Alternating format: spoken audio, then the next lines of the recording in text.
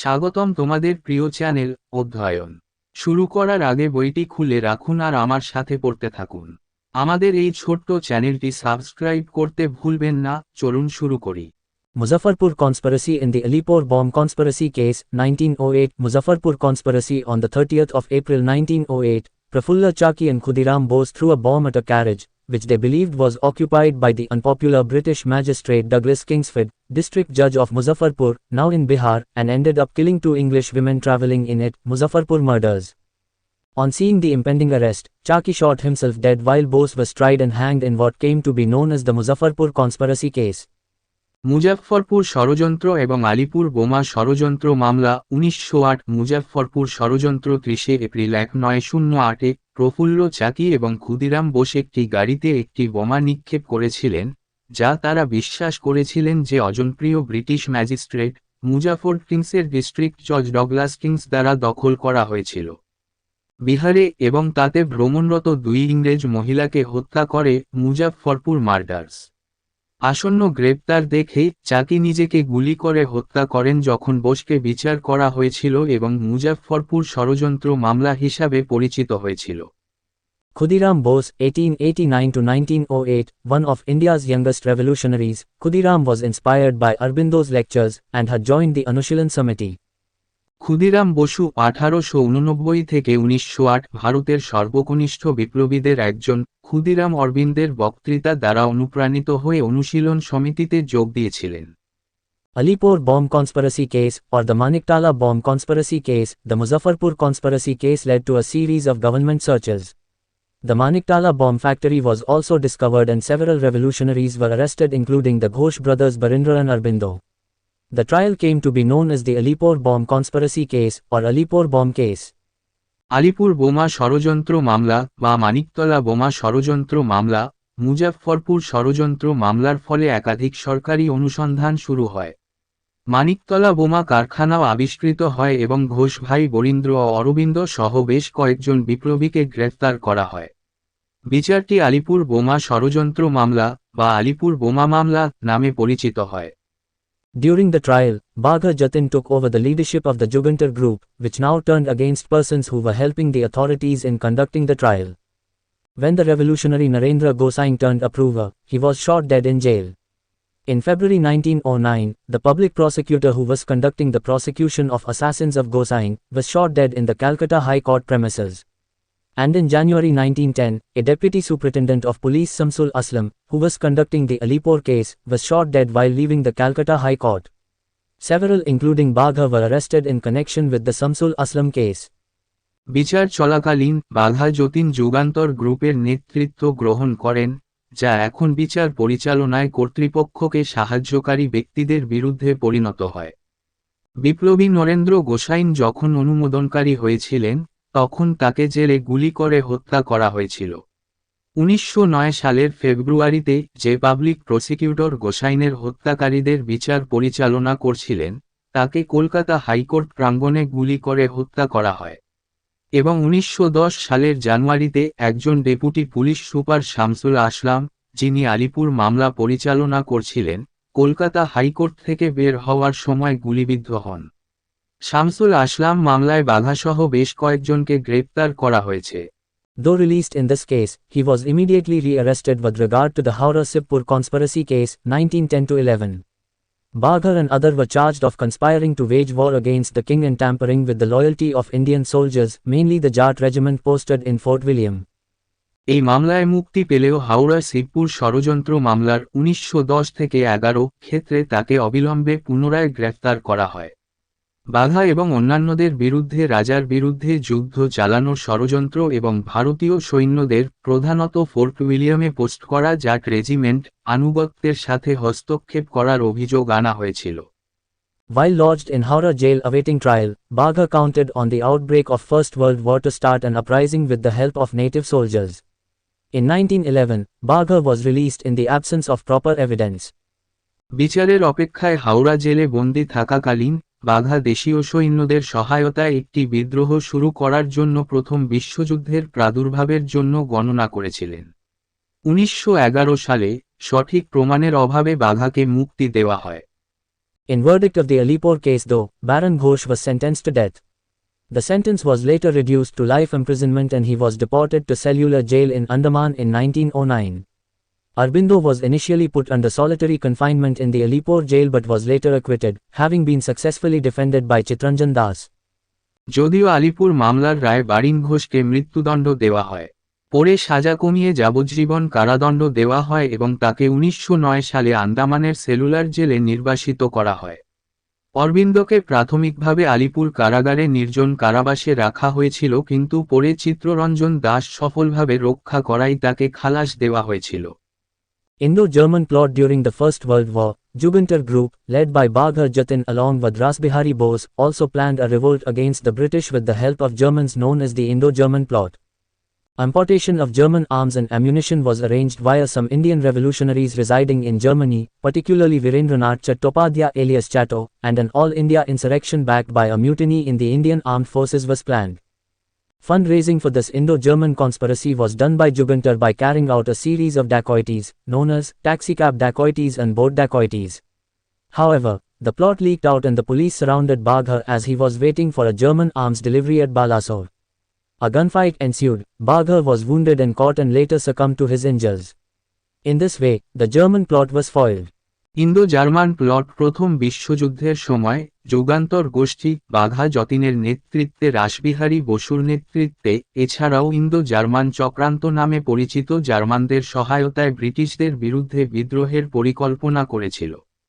German অস্ত্র ও গোলাবারুদ আমদানির ব্যবস্থা করা হয়েছিল জার্মানিতে বসবাসকারী কিছু ভারতীয় বিপ্লবীর মাধ্যমে, বিশেষ করে বীরেন্দ্রনাথ চট্টোপাধ্যায় ওরফে চট্ট এবং ভারতীয় সশস্ত্র বাহিনীতে বিদ্রোহের সমর্থনে একটি সর্বভারতীয় বিদ্রোহের পরিকল্পনা করা হয়েছিল।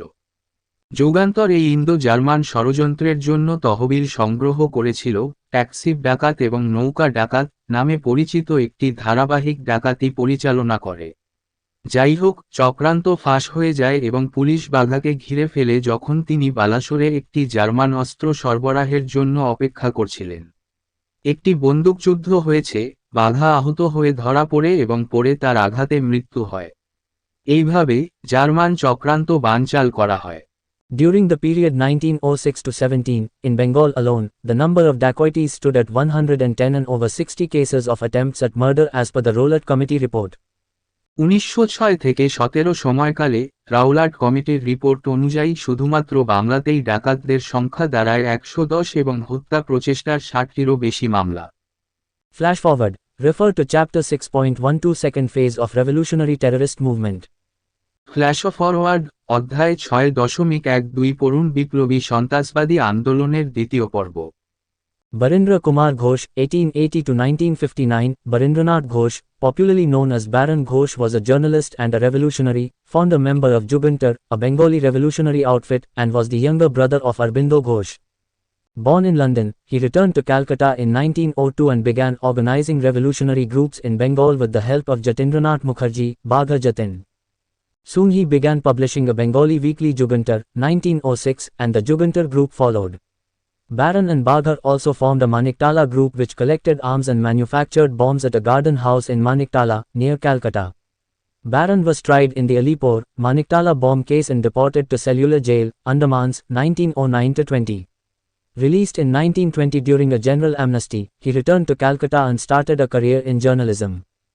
বারীন্দ্র কুমার ঘোষ 1880 থেকে 1959। বারীন্দ্রনাথ ঘোষ, যিনি বারিন ঘোষ নামে পরিচিত ছিলেন, একজন সাংবাদিক এবং একজন বিপ্লবী। যুগান্তর, একটি বাঙালি বিপ্লবী সংগঠন, এর অনুরাগী সদস্য এবং অরবিন্দ ঘোষের ছোট ভাই ছিলেন। লন্ডনে জন্মগ্রহণ করেন, তিনি 1902 সালে কলকাতায় ফিরে আসেন এবং যতীন্দ্রনাথ মুখার্জির বাঘা যতীন সহায়তায় বাংলায় বিপ্লবী দলগুলিকে সংগঠিত করতে শুরু করেন। শীঘ্রই তিনি একটি বাংলা সাপ্তাহিক যুগান্তর 1906 প্রকাশ করতে শুরু করেন এবং যুগান্তর গ্রুপ অনুসরণ করে। বারিন এবং বাঘা একটি মানিকতলা গ্রুপও গঠন করে যারা অস্ত্র সংগ্রহ করত এবং কলকাতার কাছে মানিকতলার একটি বাগানবাড়িতে বোমা তৈরি করত। বারিনকে আলিপুর, মানিকতলা বোমা মামলায় বিচার করা হয়েছিল এবং সেলুলার জেল, আন্দামানে নির্বাসিত করা হয়েছিল 1909 থেকে 20। 1920 সালে সাধারণ ক্ষমার সময় মুক্তি পেয়ে তিনি কলকাতায় ফিরে আসেন এবং সাংবাদিকতায় কর্মজীবন শুরু করেন। Bagha Jatin, 1879 to 1915, born as Jatindranath Mukherjee, he was a Bengali revolutionary, founder member of Anushilan Samiti, 1902, and Jugantar Party of Bengal. In 1906 in his native village, Jatin found himself face to face with a Royal Bengal tiger. Though he himself got painfully injured, he managed to kill the tiger with a kukuri. Impressed by his heroism, the Bengal government honored him with a silver shield with the scene of him killing the tiger engraved on it. Since then, the epithet, Bagha, has stuck with him. In 1908 in Darjeeling, he helped establish a branch of Anushilan Samiti, called the Bandhab Sanity. Shortly before the outbreak of First World War, he met the German Crown Prince in Calcutta who promised him help against the British.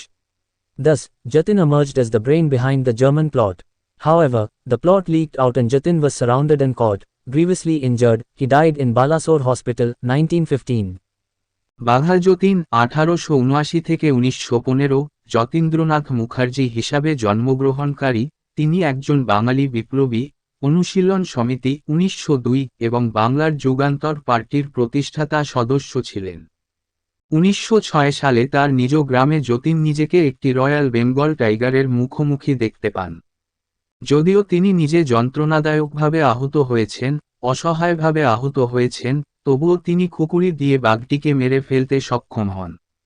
তার বীরত্বে মুগ্ধ হয়ে বাংলা সরকার তাকে রৌপ্য ঢাল দিয়ে সম্মানিত করে এবং তার গায়ে খোদাই করা বাঘ হত্যার দৃশ্য ছিল। তারপর থেকেই বাঘা উপাধিটি তার কাছে আটকে গেছে। 1908 সালে দার্জিলিংয়ে তিনি অনুশীলন সমিতির একটি শাখা প্রতিষ্ঠা করতে সাহায্য করেন, যাকে বলা হয় বান্ধব সানিতি। প্রথম বিশ্বযুদ্ধ শুরু হওয়ার কিছুক্ষণ আগে তিনি কলকাতায় জার্মান ক্রাউন প্রিন্সের সাথে দেখা করেছিলেন, যিনি তাকে ব্রিটিশদের বিরুদ্ধে সাহায্য করার প্রতিশ্রুতি দিয়েছিলেন। এইভাবে যতীন জার্মান চক্রান্তের পিছনে মস্তিষ্ক হিসাবে আবির্ভূত হয়। যাই হোক, চক্রান্ত ফাঁস এবং যতীন ঘিরে এবং ধরা হয়, গুরুতর আহত, তিনি বালাসোর হাসপাতালে মারা যান 1915। Revolutionary activities in other provinces. Punjab. In the Punjab, revolutionary activities are traced back to 1907 Punjab unrest, a period also known as the beginning of the freedom movement in Punjab. The unrest was built up mainly around the Punjab Colonization Act of 1906. অন্যান্য প্রদেশে বিপ্লবী কার্যক্রম। পাঞ্জাবে বিপ্লবী কার্যকলাপগুলি 1907 সালের পাঞ্জাব অশান্তি থেকে চিহ্নিত করা হয়, একটি সময়কাল যা পাঞ্জাবের স্বাধীনতার মুহূর্তের সূচনা হিসাবেও পরিচিত। অস্থিরতা মূলত 1906 সালের পাঞ্জাব উপনিবেশ আইনকে ঘিরে তৈরি হয়েছিল। Context to the Punjab Colonization Act of 1906. Since 1885, the British government took up the task of constructing canals to draw water from the Punjab rivers and irrigate the arid land of western Punjab and colonize it. This was expected to boost commercial production in canal colonies and remove demographic pressure. The Chenab colony was the largest of the 9 colonization projects and one of the worst affected by the act. Water from Chenab was to be taken to Lyalpur, now in Pakistan. The government had earlier promised to allot free land and persuaded several ex-servicemen and peasants to settle in the new canal colonies. But once they did, it passed the New Colonization Act, Amendment, 1906, which provided that the property of a person shall be transferred to the government in case the person died without leaving any heirs, evoking severe public reaction in Punjab. 1906 সালের পাঞ্জাব উপনিবেশ আইনের প্রেক্ষাপটে 1885 সাল থেকে British সরকার পাঞ্জাব নদী থেকে জল তোলার জন্য খাল নির্মাণের কাজ হাতে নেয় এবং পশ্চিম পাঞ্জাবের শুষ্ক জমিতে সেচ দেয় এবং উপনিবেশ স্থাপন করে। এটি খাল উপনিবেশগুলিতে বাণিজ্যিক উৎপাদন বাড়াবে এবং জনসংখ্যার চাপ দূর করবে বলে আশা করা হয়েছিল। চেনাব কলোনি ছিল 9টি উপনিবেশ প্রকল্পের মধ্যে বৃহত্তম এবং আইন দ্বারা সবচেয়ে বেশি ক্ষতিগ্রস্ত একটি। চেনাবের পানি নিয়ে যাওয়া হতো লায়ালপুরে, বর্তমানে পাকিস্তান। সরকারের আগে বিনামূল্যে জমি বরাদ্দের প্রতিশ্রুতি দিয়েছিল এবং বেশ কয়েকজন প্রাক্তন সেনা ও কৃষককে নতুন খাল উপনিবেশগুলিতে বসতি স্থাপনের জন্য রাজি করায়। কিন্তু একবার তারা এটি করে, এটি নতুন উপনিবেশ আইন সংশোধনী 1906 পাশ করে, যা শর্ত দেয় যে কোনো ব্যক্তির সম্পত্তি সরকারের কাছে হস্তান্তর করা হবে যদি সে ব্যক্তি কোনো উত্তরাধিকারী না রেখে মারা যায়। পাঞ্জাবের তীব্র জনসাধারণের প্রতিক্রিয়া সৃষ্টি করে। The affected people first approached the well-known Congress leader and lawyer, Lala Lajpat Rai for help but later accepted the leadership of Sardar Ajit Singh, uncle of Bhagat Singh.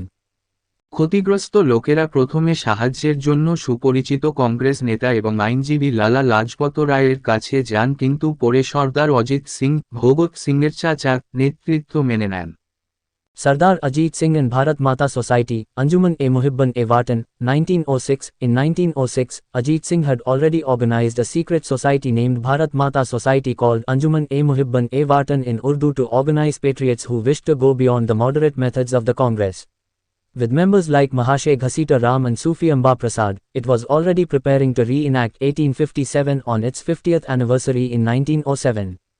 সর্দার অজিত সিং এবং ভারত মাতা সোসাইটি, আঞ্জুমান-ই-মুহিব্বান-ই-ওয়াতান, 1906 সালে অজিত সিং ইতিমধ্যেই সংগঠিত করার জন্য উর্দুতে আঞ্জুমান-ই-মুহিব্বান-ই-ওয়াতান নামে ভারত মাতা সোসাইটি নামে একটি গোপন সমাজ গঠন করেছিলেন। দেশপ্রেমিক যারা কংগ্রেসের মধ্যপন্থী পদ্ধতির বাইরে যেতে চেয়েছিলেন। মহাশয় ঘাসিতারাম এবং সুফি আম্বা প্রসাদের মতো সদস্যদের সাথে, এটি ইতিমধ্যেই 1907 সালে এর 50তম বার্ষিকীতে 1857 পুনরায় কার্যকর করার প্রস্তুতি নিচ্ছিল। Sardar Ajit Singh and Pagdi Sambhal Jatta movement, 1907. Assuming leadership of the movement to oppose the Colonization Act, Ajit Singh organized mass rallies and gave fiery speeches. In March 1907, at a rally in Layalpur, Banke Dayal introduced the song, Pagdi Sambhal Jatta Pagdi Sambhal Oy. Henceforth the movement came to be known after it. সর্দার অজিত সিং এবং পাগদি সম্বল জাট্টা আন্দোলন 1907 উপনিবেশকরণ আইনের বিরোধিতা করার আন্দোলনের নেতৃত্ব গ্রহণ করে। অজিত সিং গণসমাবেশের আয়োজন করেন এবং জ্বলন্ত বক্তৃতা দেন। 1907 সালের মার্চ মাসে লায়লপুরের এক জনসভায় বাকে দয়াল পগদি সম্বল যাত্রা পাগদি সম্বল ওয়ে গানটি প্রবর্তন করেন। তারপর থেকে আন্দোলনটি পরিচিতি লাভ করে। However, the government acted promptly, arresting and deporting Lala Lajpat Rai and Ajit Singh to Mandalay in May 1907. Nonetheless, both men were released under immense public pressure in November the same year. After their release, Ajit Singh fled to Persia while Lala Lajpat Rai left for USA. Ajit Singh remained in exile for the next 38 years and returned to India only in March 1947, breathing his last on the 15th of August 1947, the day India got independence. Other leaders such as Lal Chand Phalik and Bhai Parmananda were also arrested and imprisoned. Consequent to government repression, Ajit Singh and other associates like Lal Chand, Bhai Parmanand, Lala Hardayal, also spelled Hardayal, Sufi Amba Prasad grew into full-scale revolutionary terrorists. যাই হোক, সরকার অবিলম্বে কাজ করে। 1907 সালের মে মাসে লালা লাজপত রায় এবং অজিত সিংকে গ্রেফতার করে এবং মান্দালেতে নির্বাসন দেয়। তা সত্ত্বেও একই বছরের নভেম্বর মাসে উভয় ব্যক্তিকে প্রচণ্ড জনসাধারণের চাপে মুক্তি দেওয়া হয়। তাদের মুক্তির পর অজিত সিং পারস্যে পালিয়ে যান। যখন লালা লাজপত রায় মার্কিন যুক্তরাষ্ট্রে চলে যান, অজিত সিং পরবর্তী 38 বছর নির্বাসনে ছিলেন এবং 1947 সালের মার্চ মাসে ভারতে ফিরে আসেন। 15 আগস্ট 1947 তারিখে শেষ নিঃশ্বাস ত্যাগ করেন, যেদিন ভারত স্বাধীনতা লাভ করে। অন্যান্য নেতা যেমন লাল চাঁদ ফালাক এবং ভাই পরমানন্দকেও গ্রেফতার করে কারারুদ্ধ করা হয়। সরকারি দমন পীড়নের ফলে অজিত সিং এবং অন্যান্য সহযোগীরা যেমন লাল চাঁদ, ভাই পরমানন্দ, লালা হরদয়াল যার বানানো হরদয়াল, সুফি অম্বা প্রসাদ পুরোমাত্রার বিপ্লবী সন্ত্রাসী হয়ে ওঠেন। এখানেই এই ভিডিওটি শেষ করলাম। পরবর্তী ভিডিওতে আমরা বাকিটা পড়ব।